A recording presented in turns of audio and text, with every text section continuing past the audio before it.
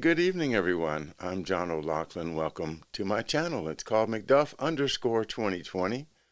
And here tonight, once again, and I'm very, very happy to welcome back to the show George Webb and Professor Hamamoto.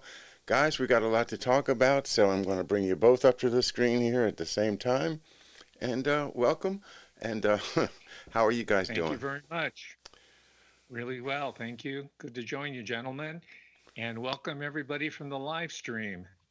Yeah, and you guys have a lot planned. I'll let you guys talk about Jupiter and Saturn first, and I'll wait for the Phoenix program and other Oh, stuff. yeah. I want to hear about the seven Vietnamese fishermen out by the Colby's Island. But just a brief commercial for December 24th, because I know, John, you're taking off. So I think I'll try to fill the vacuum there.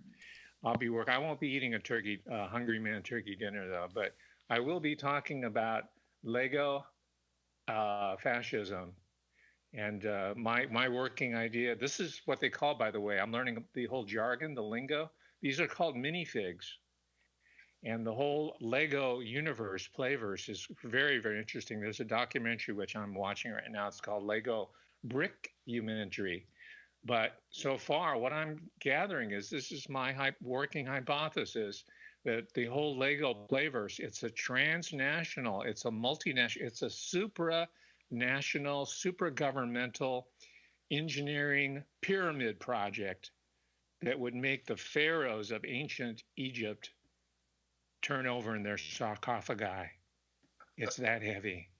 It's Yeah, ringing in the new age, and I think it's related to what's going to happen on December 22nd, which I'd like John to comment on before we leave here. So anyway, that's going to be on the 24th. I'll be having a live stream, and so I can talk about the Legoland archipelago after Solzhenitsyn's Gulag archipelago. George, and also I wanted to ask you about your interaction with the special forces. You mentioned one gentleman's name down there, but I understand I'm gathering that you're talking to a number of people. And the reason I'm interested is because you and John both have been, and I've been reading along, TDY, Doug Valentine, and Black Ops Vietnam. I'm interested in, it's sort of like the Under the Rainbow concept, the movie. It's told from the POV, the point of view of the Munchkins. And as a child, I grew up watching Bonanza, right, on the Ponderosa. It ran 14 seasons, 1959 to, 14 years after that. And I was always interested in the perspective of Hop Sing. Like, what the hell was going on in his mind? So, talking to the Special Forces gentlemen down in Georgia and Florida, they're probably in contact with what they call the yards, and they're in this book. I picked up on it. They're like Good in a evening. 7-to-1 ratio out in the field. They're out there really doing the bulk of the work, and they're only kind of mentioned in passing, but they know a lot of background. They know the terrain. They know the universe. They might not know the politics, but they understand the lived experience of this warfare. They call them the yards here in this particular book. They're mentioned in glowing terms, by very flattering terms, and the gentleman that you are interviewing right now, I think would validate this, because a lot of them owe their lives to the Nung mountain people who helped them in their operations. Now, the good part is that these people are a lot of them, a good number of them are in the U.S. yep, They were evacuated to the U.S. So these people need to be interviewed yep, as part of this story. And where it intersects with John O'Loughlin's story and the saga and that of his father and his family is that you mentioned, and I don't know where you got this information, but I'd really like to have you explore it, that you mentioned that there were a number, 6 or 7 Vietnamese fishermen that were members of Mr. William Colby's church. And I don't know what you were implying, but they kind of disappeared shortly after he met his untimely end. So these individuals are running around. We talked about K9 earlier on. They were involved in, Alfred McCoy has written about the whole opium complex. But what's strangely unexplored here, and I tried to do that in my own career over at UC Davis, because I was teaching many of the children of these refugees who came in there, the Hmong, the Mao, and any number of people whose fathers and perhaps even grandfathers were involved with the war. And I was trying to teach them the importance of gathering these histories. They were not interested, and the university was very, very adamant that I not go down that road for obvious reasons. And the reason is that the land grant colleges, and this is why I sent you both the articles on Fusion Center. The land grant colleges are very much run by the Pentagon. And part of the land grant agreement was that there would be reserve officer training on all the land grant institutions. So what we don't really realize is that these are baked in relationships, or structural relationship with the Pentagon. And that, of course, they have fused with civilian institutions, the Department of Homeland Security, namely. And I came across the insight. From looking around, from walking around like George does, and I made this observation, and this hasn't been confirmed yet, but I'm going to lay it out tonight, just briefly, just mention it in passing. I believe that these land grant universities, those are the fusion centers. The close down, the shut down, the sending home the students was kind of like when Walmart shut down for a while they were retrofitting them. This is an occasion to completely bring in this new system. And I'm seeing that in spite of all the slowdown economically and in terms of the construction and all that, the universities, and people can check this out wherever they live, the universities are going through a construction explosion. They're building huge units of housing for no apparent reason. The whole infrastructure is being brought over. And I'm guessing is that the university in general is going into a full conversion into the fusion center concept. ROTC was the ostensible mechanism whereby they would train officers, but really it's going to be the command and control center at the local, state, and national. And of course, I think, George, you brought in the fact that NATO is probably at the top of the pyramid here. That is going to be part of this larger vertically integrated system of control. And it makes sense now when we are facing the possibility of being rounded up and subjected to a mass medical treatment. That's where I'll leave it. All right. So think about because I've talked about this over the last few weeks or so, the whole agricultural colleges, the land grant colleges, and how they have developed hand in glove with the deep state. And I think I finally put it together. These universities, land grant institutions are the fusion centers here in the U.S. So your comment? Yeah. Well, my initial reaction is I was on the campus of Georgia Southern University today, and it was a ghost town. But like you say, there was this, they were having a graduation for the business college, but it was literally, there was no cars in the parking lot, et cetera. And I did have that kind of eerie feeling, day after type feeling, which was if people don't go for this vaccination, we could put 50,000 troops here in short order. As sort of a fusion center plus. I mean, I think of the fusion centers as sort of the intelligence centers, the command posts or whatever, but you have to have parking lots, to deploy. And one of the other things that's interesting is a 5G deployment around universities and schools has been very, very strong, sort of getting ready for this kind of Jade Palm I can't remember what they call that exercise, the readiness exercises. Jade Helm. Jade Helm, yes, Jade Helm. Where it's just like, hey, if nobody's around, you can't really observe people doing this kind of preparation.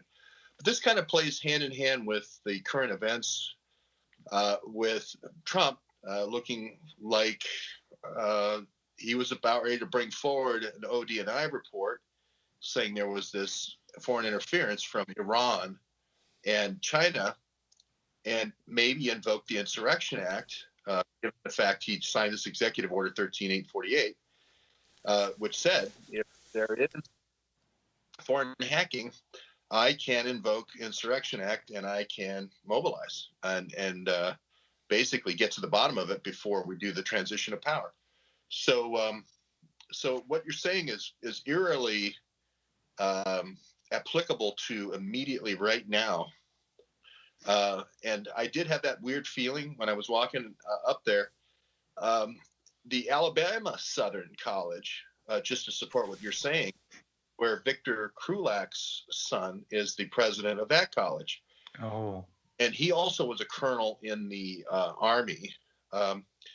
So I just thought that was interesting, like you're saying, this kind of close. I tried to contact him because obviously I would love to have sort of John talk about, Saxa with him because their fathers obviously knew each other quite well.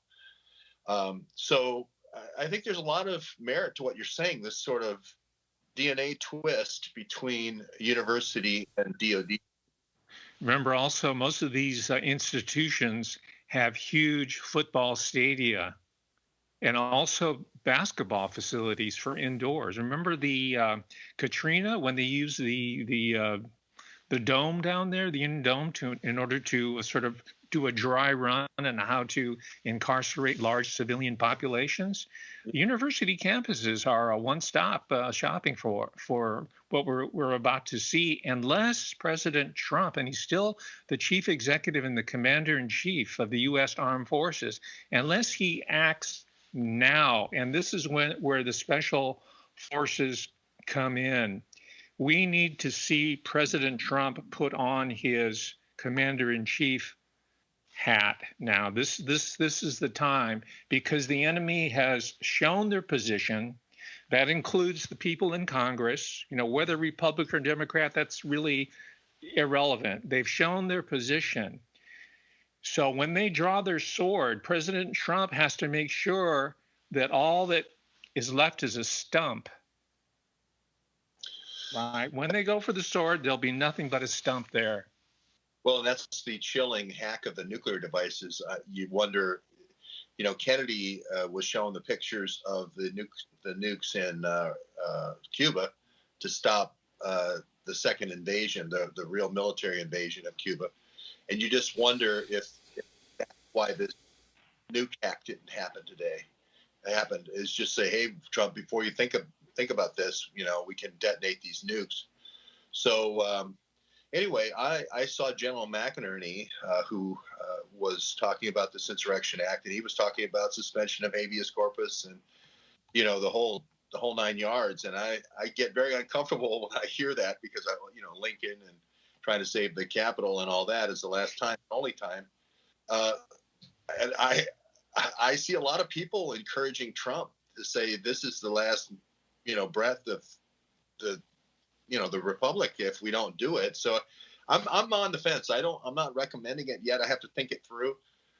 I might need to play with my Lego blocks. Well, short of military action, and I'm in agreement with you. I don't think there should be a suspension of habeas corpus or martial law. That would be too easy for other forces to exploit. But to use the metaphor that your mentor Seymour Hersh used years ago, I think that President Trump can and should use the Samson option. Right? He wrote this book many years ago, Seymour Hersh, but not the military Samson option, but the massive dump of information and data to the public to allow open source research for us to sift through to the general public. That's what I mean by my version of the Samson option. And that way you can pull down this whole corrupt temple of corruption around him with doing minimal damage, but perhaps preserving the republic. I'll let John weigh in now. I'm glad you clarified the Samson option was the information dump. Yeah. Yes. Well, guys, that's an awful lot to put on my plate, but I'll start. I'll start here with where I was last night with Jim Mars's "The Rise of the Fourth Reich," and read you a little bit from that.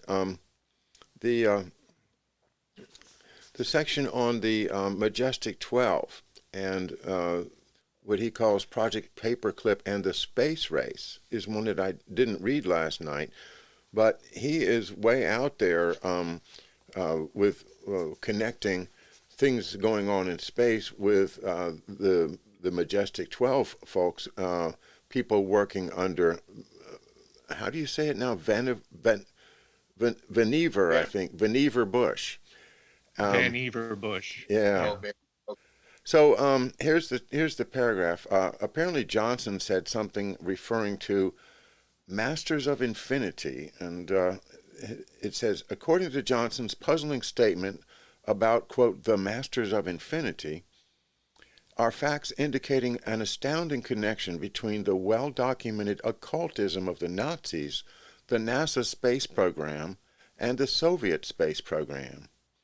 Richard C. Hoagland, a former science advisor to Walter Cronkite and CBS News during the Apollo program, astounded conspiracy researchers in the 1990s with his assertion that the time and date of many NASA space launches, including the Apollo moon missions, were set to coincide with astrological alignments of the stars and planets. So that is interesting in connection with what we're getting a lot of. I guess the word is propaganda. When you see a meme that says the Christmas star is coming, right? The Christmas star is not coming. This is not a religious event. Okay, it's just two orbits that coincide and come close to each other once every few hundred years. But you know, it's not unique, and it's not going to be one big bright light as people are perhaps hoping that it's going to be. There's a lot of folks here that are looking for some kind of a Deus ex machina to save us, a God to come down and say, here I'm going to straighten all this out. You know, just trust me. You know, I'm God, or I'm Jesus, or you know what I mean. There's a lot of people that are really hoping for a spiritual solution, and they also think, boy, 2020's been terrible, but 2021, man, it's going to be better. I can't wait till New Year's Eve, and I'm going to, toast the new year, and we're going to put all this crap behind us, and that's fantasy too. This stuff is not going away. Mm-hmm. As far as the occult side of it, I'm not an astrologer, and I can't tell you, except for just by secondhand reading, that the idea is that this is the passage of an age, like the age of Pisces moving into the age of Aquarius, and it represents the death of a system of a system, like, for instance, Earth, and moving into some new thing, and that's the new age thing, the age of Aquarius. Well, perhaps this is the signal that they're all, aiming at, to declare that, okay, stuff is going to change. It certainly is the timing of the World Economic Forum and Klaus Schwab. And it's also, I would also add this, when we talk about the occult, we've started to realize that we have to bring in the Jesuits. And it is a Loyola University law study that I was, a law article that picked apart the law of succession when you have a contested election. It's 55 pages long, and I waded through a lot of it. And it's incredibly arcane in that, if the Congress does this, then the Senate can do that, and the vice president can do this, and it's in and out and in and out for 55 pages.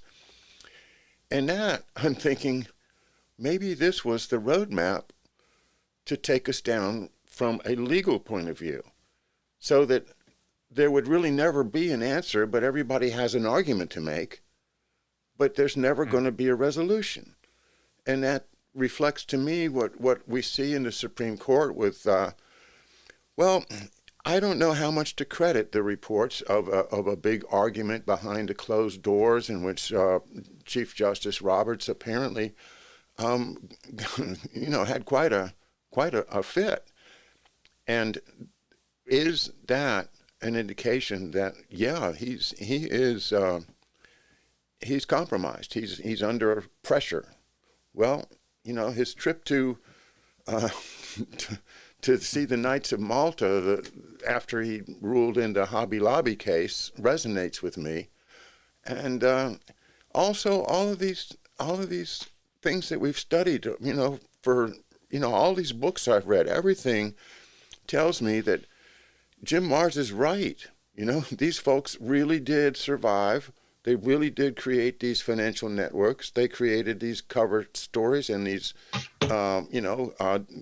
dummy corporations, and they were really, really good at it. And then they insinuated themselves into our economy, so it's very, very deep right now. These folks have a different look at life, a different philosophy of life than we expect here in America. We still walk down the street and expect somebody to give you the time of day, to perhaps nod at you. I certainly feel like I have a good heart towards strangers, but they're trying to take it, take it all and turn it all dark so that we're no longer tied together as a culture. And this lockdown is just so consistent with that. So, it's all I can do is speculate. But if I were one of them, then I would think this conjunction might be something that would motivate me to do things that I might not ordinarily do in the name of fulfilling some type of, some type of, shall I say, destiny. So, the spear of destiny, right? Maybe that's what the Saturn V rocket really represents. Now, as to as to what's going on with the spies and everything, well, I think I'll leave that to George. Well, I guess that means it's my turn. I didn't mean to be offhanded about the Lego thing. I do think there is something there I love analogies like that a model where it's so simple, but it explains something so complex, which is say that if you fundamentally keep breaking things down in science to the basic building blocks, you then have the sort of the secret of the universe. For instance, with this mRNA, with this virus, or excuse me, the vaccine, because in the great work that Paul Cottrell has done and so forth, we know that how the protein attaches, the S protein and all that. But basically, it could be a steering wheel or a Lego building block, if you will, for every human being in the world. Yeah. And this is making sure not necessarily that they're going to do something right now, but make sure that everyone in the world has this steering wheel in the future, that we know if we want to send something through a portal into someone's system, we have a ready, high affinity bonding site that we own the patent to, which is this Bayer salicylic acid bonding area. And it is kind of like a Nazi dream, which is we can control the future. We don't know we haven't come up with a compound yet, but we have come up with the portal. It's sort of like we have the syringe in your arm. We just decide later on what to load the syringe with. And that's what I see this mRNA. It's kind of like the space capsule. We don't know, what we're going to put in the space capsule later on. But von Braun, like you said, John, the first thing he had to do was break through the Kármán line to get the things, to get the rocket 100 kilometers into outer space. So if we don't solve that problem, forget about everything else behind it. And when I think of the spy network, somehow somebody drops into my lap a BlackBerry, an encrypted BlackBerry for some kind of group, and it just happens to have 360-327 on it, which is the number of feet 62 miles up in the Kármán line. So, of all the numbers in the world, does it really have to be the Carver line number? So could it be this same group, John, that your dad worked against, going all the way back with these defense industry security clearances out of Columbus, Ohio, and this whole NASA group that came out of that, and that they've just reused this secure access program over and over and over again to fund all these kind of Nazi science projects? I don't know. It's interesting thinking. It's open, free thinking moment now, I guess. Mm-hmm. Tell us more about the Lego, Professor, if you would. Well, I think it's telling that and probably none of us here really relate to it, but the theme song for the Lego movie, it's a franchise now. There's a Lego Batman even. They've even incorporated all our own superheroes of our generation, Lego has. But the theme song is "Everything is Awesome." Right? Not like awesome, dude, like Surfer Awesome, but awesome so far as celestial, astronomical, even occultic activity is concerned. Awe-inspiring. Get down on your knees, bow down to the holographic UFO simulations that are going to be put out there. This has been predicted by people like Jim Marrs for years now. People like Jacques Vallée said that beware of the face of Jesus appearing in the sky, because this could be some sort of holographic War of the Worlds type scenario. Because as you've discussed, John, people are primed for it. They want to be taken off planet because it seems like our universe is spinning out of control. So they're primed for it. And believe me, there's the technologies. I'm a fan of Jim Marrs. I met him at a conference years ago. He was one of the first people really to seriously investigate the JFK assassination. And by the way, as you know, there's a connection between John F. Kennedy assassination and the NASA program. There's some ideas that he wanted to go public with their program as well, as part of the larger breakup of the intelligence networks. And George, months ago, and this is before I got into the whole Lego part of it, but remember I talked about Sonic the Hedgehog? Sure. Yeah, Sonic the Hedgehog, which is an insertion in the so-called COVID virus. So these people like to toy with us. Right. It's fun. It's part of their sadistic dungeon master mentality. They dig it. Yes. Well, the whole idea of the gene and the Human Genome Project was sort of like a functional decomposition dream on steroids. They were looking for 100,000 genes, and then they found 20,000.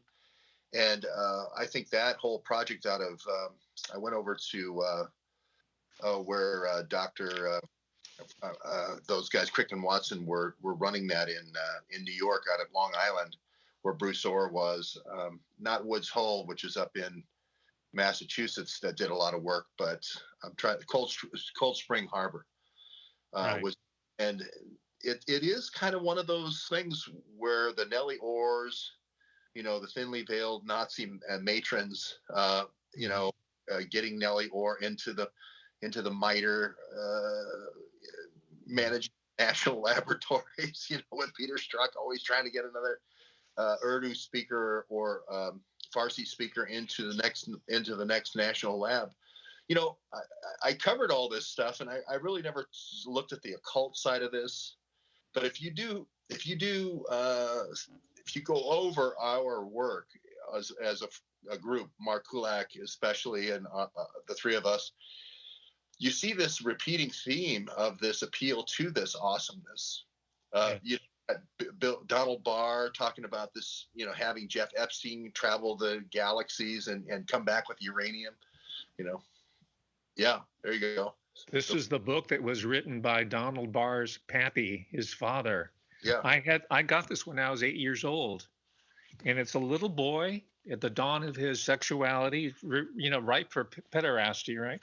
Learning about rocks and minerals. Yeah. Right? The wonder, the awe of science. That's Donald Barr's father, who was the Columbia CIA asset, correct? So, well, and people may not remember that Lisa Page's father was at Los Alamos doing all these scientific literature, and then Mark Rich worked with Bob Maxwell. Bob Maxwell had these uh, uh, publishing houses in England that was all the scientific stuff, and Aaron Schwartz was doing all the JSTOR articles, and all these things that we see as kind of like scandals in their own right. But there's a method to the madness, I guess. We need a launch vehicle. Okay, Werner, get us a Saturn V, get us funding from the government, come up with some cockamamie reason. Oh, okay, Russians are going to attack us with missiles. Great.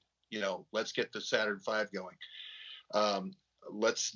John and I went out to NASA Greenbelt.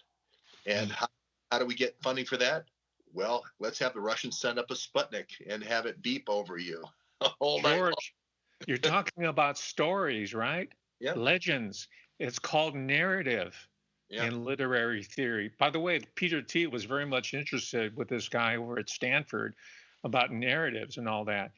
And that again, I'm sorry to belabor the point, but it's not about the little bricks that articulate together. The ones that they made in the 50s, by the way, fit the ones that are being produced today in 2020. It's ABS plastic. I have to figure out the chemical composition of what ABS is. But what is important in the whole Lego playverse is the narrative. The narrative it's open-ended.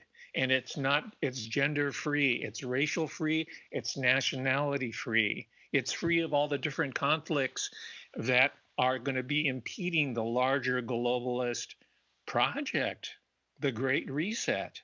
So Lego, and it's not just necessarily for us, because as we know, they're trying to push us out the door as they're bringing in the new generation. It's the Lego generation that's part of the Lego playverse that are being told that this is how you are going to recombine all these discrete components. And by the way, there's a three-dimensional representation of COVID-19 viruses done with Lego bricks. And George, as a systems engineer, I would like you to sort of like run that program in the back of your mind, kind of think about it, because I think you hold the key to understanding what the real end game objectives of the Lego playverse are. I think it's you, George Webb, that has the key. So I'm just putting this in your mind, planning it in your mind. Well, okay. I do think that this fundamental, atomicity thing, this fundamental unit idea is something that it has seized this kind of Nazi scientist mind, because if you look at all the work at CERN, with all the money on subatomic particles and deflection of subatomic particles, no amount of money is enough and they'll bankrupt the EU trying to find the next quark or muon. So I think that very much goes into this whole idea that there is a secret of the universe. Galileo had the telescope, and therefore he ruled, or every navy that had the telescope would rule the world. And same thing with all the other scientific innovations. It immediately has a military connotation. And there is this kind of to infinity and beyond psychology, I think, that Werner von Braun had. Interestingly enough, when we were in Atlanta with Addie Ads, this Ainsley golf course was being somehow moved or something, and the clubhouse was built on an old house, and they were excavating, and they took off the first floor, and then in the basement there was all these scientific instruments, for radiological experiments and so forth. Wow. And they said, whose basement is this? And, and it was Werner von Braun's basement. And it was right out of, I was talking with Ed Haslam, not Ed Haslam, the author. Is Ed Haslam correct? When he described Danny Ferry's Burying the Boys? Yeah, not Danny Ferry, but David Ferry, the CIA pilot. Yeah, I know who you're talking about. I forgot the name. I thought it was Haslam is Mary's monkey. Right, yeah.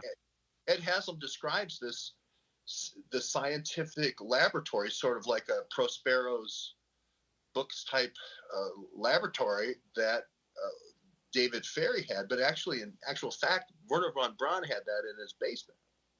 Oh my gosh! I thought it was an interesting story. But this Werner von Braun ethic, rather than say crazy Nazi scientist, I do think that ethos is driving this. I'm not sure if it manifests itself in terms of Legos or not, but for me, it's Faustian. It's Faustian, is it not? Yeah. Yeah. But George, you mentioned CERN, and I was taken down the path of Serbia because of your great reportage recently about the servers there. And by the way, I think Sidney Powell did mention it in passing, the Serbia connection. I saw an article the other day. But you mentioned CERN. Guess where all their repurposed or their obsolete, because they burn through them very quickly, all their computers, where it's going to directly? Serbia. They're getting all the CERN computers, the supercomputers. And I also found out, thanks to your inspiration, I found out that places like the University of Belgrade are international centers of computing science. Because, you know, we're thinking about the Balkan Wars of the 90s, right? It's all devastated, all that, right? But no, well, certain parts, yes. But the computer science, and I looked at some of the history, they're brilliant people in that part of the world who can easily apply themselves to these election hacking software and computer systems easily. But we must also remind ourselves that the great Nikola Tesla, the father of zero-point energy theory and practice, was Serbian. Yeah. Well, and the Serbian people, as Connie Bevan reminds us, are under domination by this sort of Albanian, Kosovar, Macedonian, whatever junta that's been put in place on top of them for this sort of Muslim hordes must come to Europe kind of crazy thinking. But it is interesting that David Petraeus does own the Serbia Broadband Company with Henry Kissinger and KKNR. And I put out a 12 tweets today, in a kind of a thread talking about that again. And Sidney Powell did retweet it. So I think she's coming around to the, like I said, when, it's sort of like a GPS location. IP addresses are that way. They're exact. You either hit it or you don't. It's like bombing coordinates. You either hit the mark or you don't. And so that's why it's so important that we have to have pinpoint accuracy. If we are going to make a case for foreign interference, we got to do that right. And the Edison research out of Iran is very quizzical, because you think, why Edison research does exit polling? They certainly have every right to be doing exit polling in America during a big election, but why Iranian IP addresses, right? Why Iranian IP addresses? Why Chinese IP addresses? So I do think there's a strong case here for Trump and Sidney Powell for foreign interference. We just have to get down to the IP address level. And I think her retweeting me today, finally, it was kind of like I said, okay, I've cracked through the Kraken, and I've got. Congratulations. Yeah. I didn't know that. Yeah, is that on your Patreon? Because I haven't checked it. Not Patreon. I think it's just Twitter. Yeah. Oh, I mean, did you post the tweet on your Patreon? Because I'm a subscriber. Oh, I haven't done the Patreon yet. I did the, I put it on the Twitter though. Oh, okay. And I moved the tweet rather than onesie twosies as I come across new information for people who are really hardcore. I'm more doing summary threads now of 12, that sort of little storytelling there, a little bit wider audience. So, well, this is a big breakthrough. Yeah. Getting it through Sidney Powell. I know you have your reservations about her ability, but she is in the public eye, and people are listening to her. Just in the technical area, and that is that if you are going to try to throw this is a pretty big lever that we're going to pull here, right? I mean, this has only happened maybe one other election, which is the election of 76, where it was one electoral vote. So we have to really be sure we have our facts straight before, you just can't say Venezuela. That's a pretty big place. You have to get it really down to the IP addresses. And I think she recognizes that now. Okay. Guys, Counselor? I've been listening to you guys and thinking, wow, all these light bulbs are going off, and that one that you guys just discussed is really huge. And yeah, great, George. I wanted to ask just really quickly. I put a hashtag SerbiaGate on my Twitter, and I wonder, what do you think of that? Is that something that's a good idea for people to circulate, or is it just like, well, it doesn't matter? Because I think what we need is the equivalent of a Russiagate, going the other way, and say, well, Yep. You had your Russiagate, now here's your SerbiaGate, and tell us how much you respect the integrity of our elections now. Yeah, John, I think that's great. Hashtag. I mean, if you ask most Democrats who say, this is fantasy conspiracy theory by the Republicans, just say, well, where do you think 50 of the programmers for Dominion are? Say what country? Oh, they're in Canada. Oh, they're in Colorado, or whatever they'll say. No, they're not. They're in Belgrade, Serbia, and that should give you pause right off the bat, given the amount of 4 years of that same press telling us that there was foreign interference in our election, right? So when I hear a guy like Chris Krebs from CISA say this is the most secure election ever, on the same day he's announcing that we've had solar wind, we've had the Russians, or Russian actors in our systems for 4 years with solar wind across 300,000 customers, across every DOD department, across every civilian agency. How could he stand there with a straight face and say this is the most secure election ever on the same day announcing the Solar Wind Act? I just don't get it. To me, that means that he's a part of it. He was a part of instrumenting this thing, keeping it in place until the election was secured, and then he goes, "Okay, I'm gonna bow out," just like Barr. I'm gonna bow out now. Our job is done. We're gonna remove the malware now.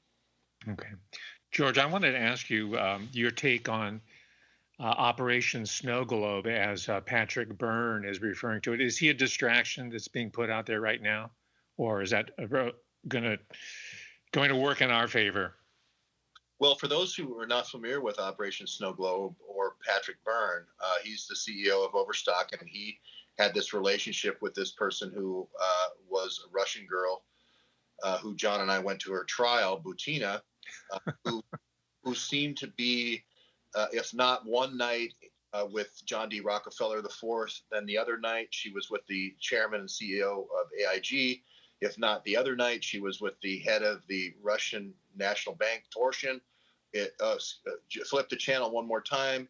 She's with a guy selling oil partnerships in South Dakota named Erickson, who's run guns to 4 different continents. You can't. By the way, that sheriff from the block was there for a while. So you can't, in one life, pack more, intrigue and espionage into one life. So Patrick Byrne says he had a relationship with her, and he's writing a little novelette about it. And he's saying that these deep state agents, there's 3 FBI agents that he just calls Men in Black, that are pushing him to try to get Hillary to accept a bribe. And then once Hillary accepts the bribe, this $18 million bribe, she'll be like trapped in a snow globe. And she'll be put into the presidency, and she'll be a little snow globe. And as long as she does what she wants, we won't shake her world up and make her, have to quit like we did Nixon.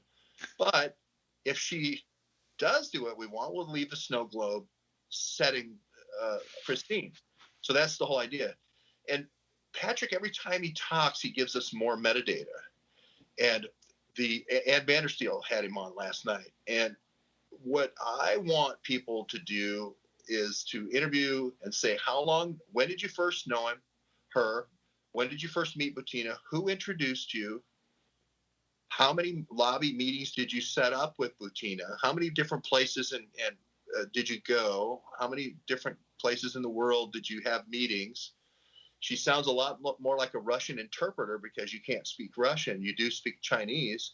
And you seem to be setting up these, you seem to be facilitating, Patrick, these meetings with these Chinese and Russian generals in joint ventures across the United States a lot more than you seem to be having a relationship with Butina, right? And this is something we've said Peter Strzok did with his wife, Melissa Hodgman, the SEC person.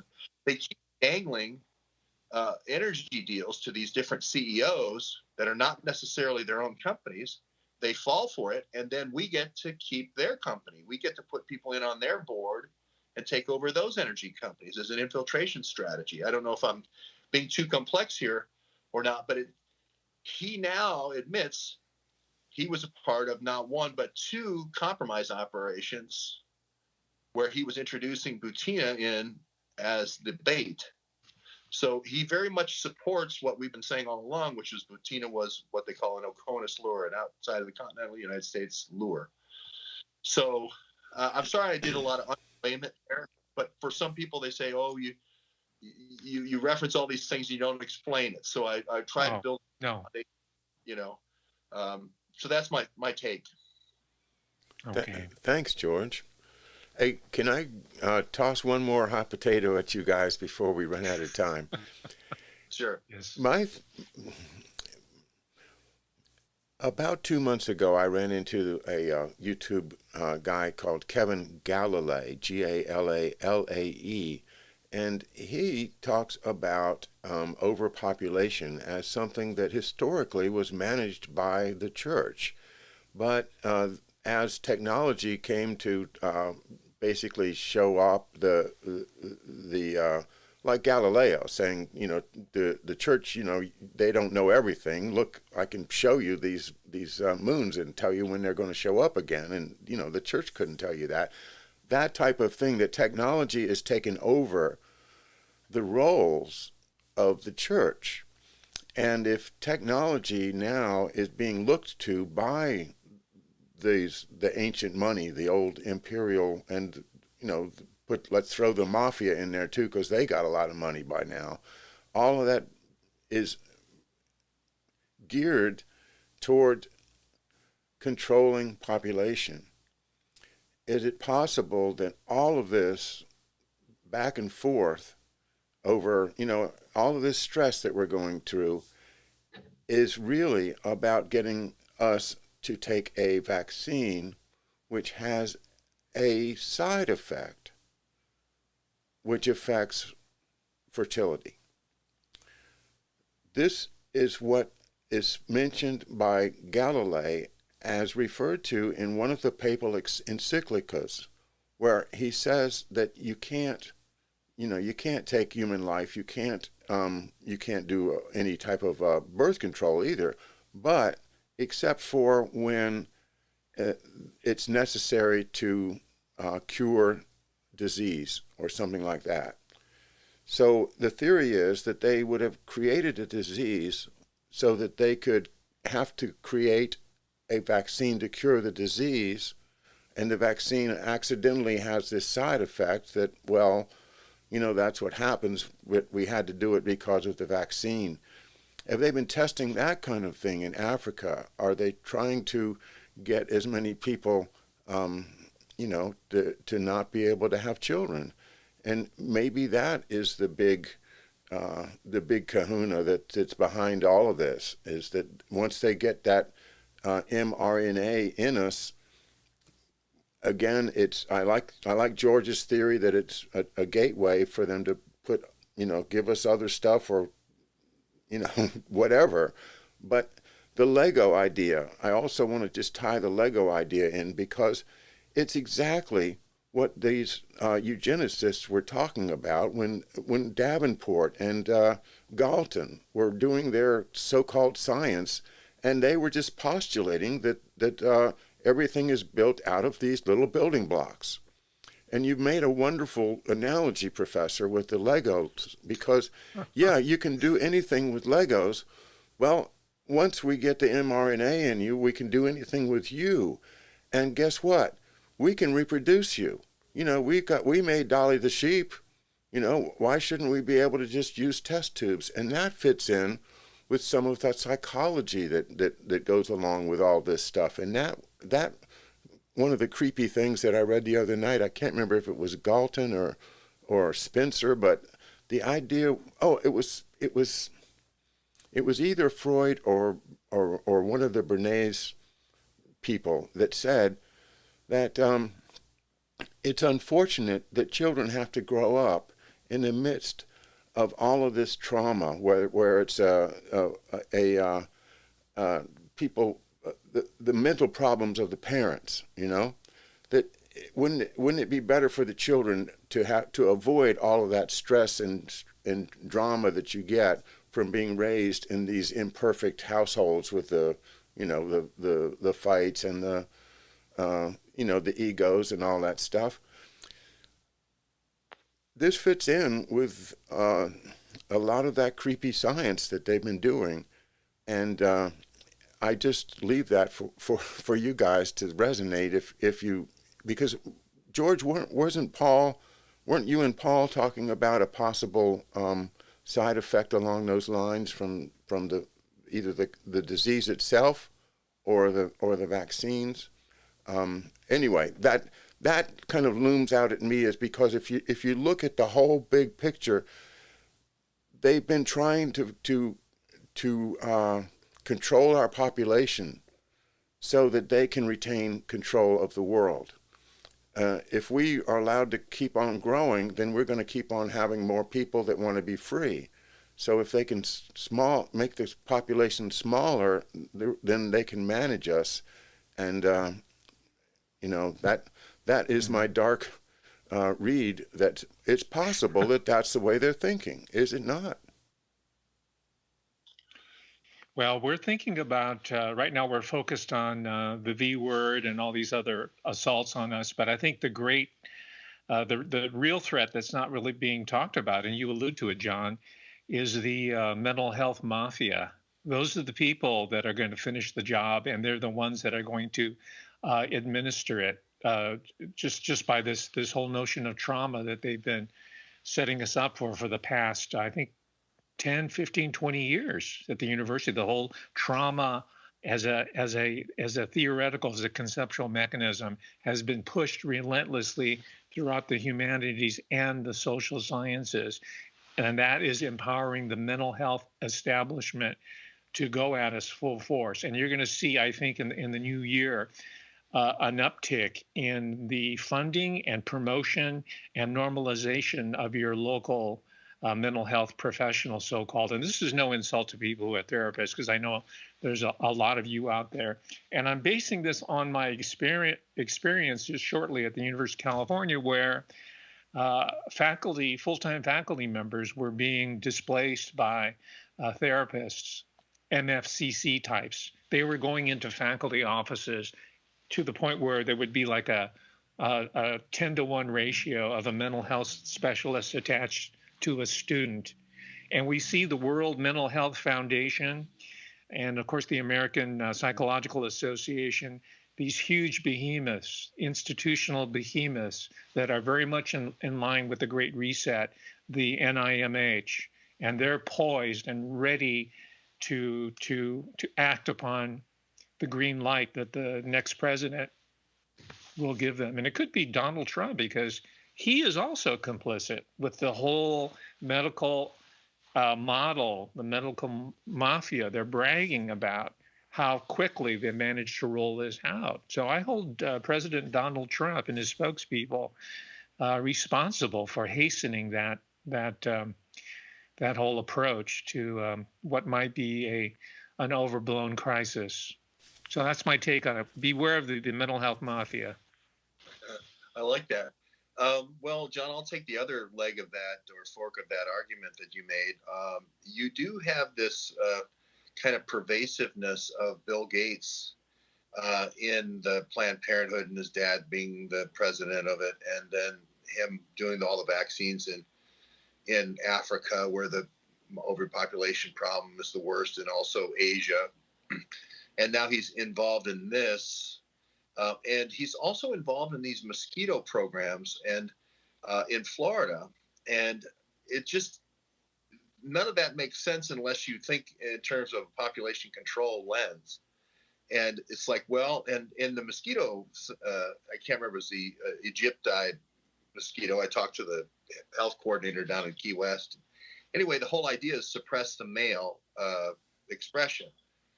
And then, the males are infertile, and therefore, there will be this new super race of whatever, but it'll be dormant, and it'll kill off the race, that sort of thing. And I do see these parallels. Eco Health Alliance and Mark Kulak has talked a lot about how they were doing experiments in the middle part of China, running experiments out where those bats were, with the coronavirus. And then, of course, about 3 months later, we have an outbreak at the World Games. So, and it's the same kind of dark, we've got Jens Kuhn, and we've got Sina Bavari, and all these people who have this kind of really disturbing, dastardly laugh, the evil scientist type laugh when they talk about these pathogens. So, and it was just funny. I just pulled out an old video from last year where I was walking by the Yerkes lab, the monkey lab in Orange, in Orange Park, Florida. And my comment was, did they just move this lab to Singapore? Because that's where the way when you cultivate a virus is from the bat, you have to move it closer and closer and closer to the human genome. And you usually do it like steps on a ladder. And the last step on the ladder is the monkey. And it made me think of you, John, interviewing Ed Haslam, talking about SVR40 or SV40, the simian virus, which was how we got AIDS. And it came with the polio virus. It came, SV40, now it used to be said it was conspiracy theory. Now everybody admits that the way the SV40 got into the U.S. population in such widely numbers was the polio vaccine. So the vaccine brought a new round of viruses. Mm-hmm.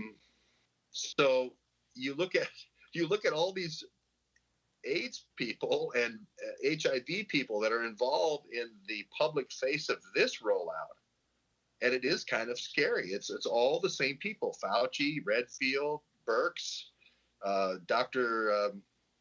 Judy Minkowitz. I mean, it's the same cast of characters. It really is kind of like a repeat, like version 2 of a movie.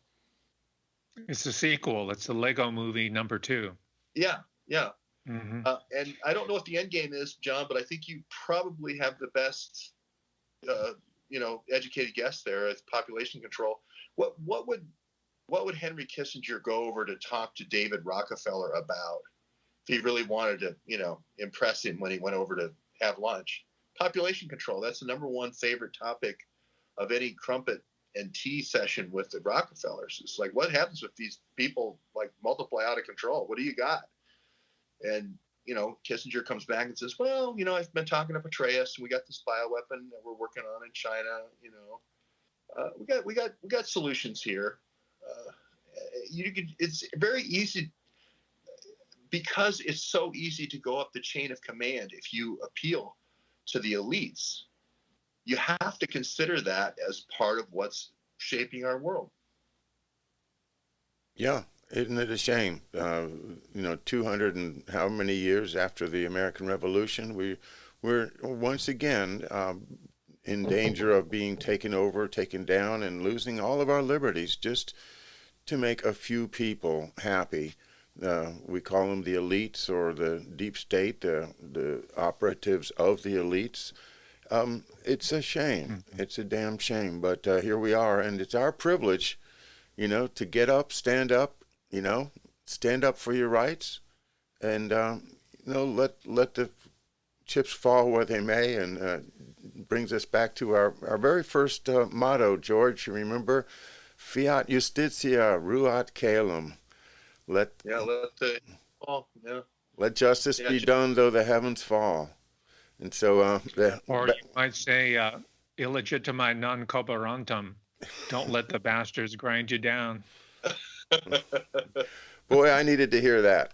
And thank you all very much for being with us tonight here at McDuff Channel.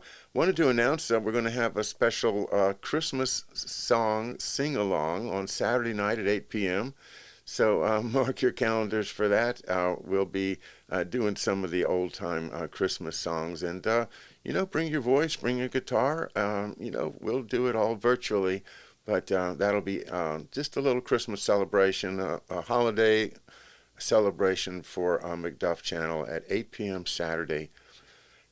George Webb, fabulous work. I'm so proud of you. And Darrell, thank you so much for your incredible insights. And everybody keep on keeping on. And I think Darrell really should have the last word. Would you say that Latin phrase once more again, please?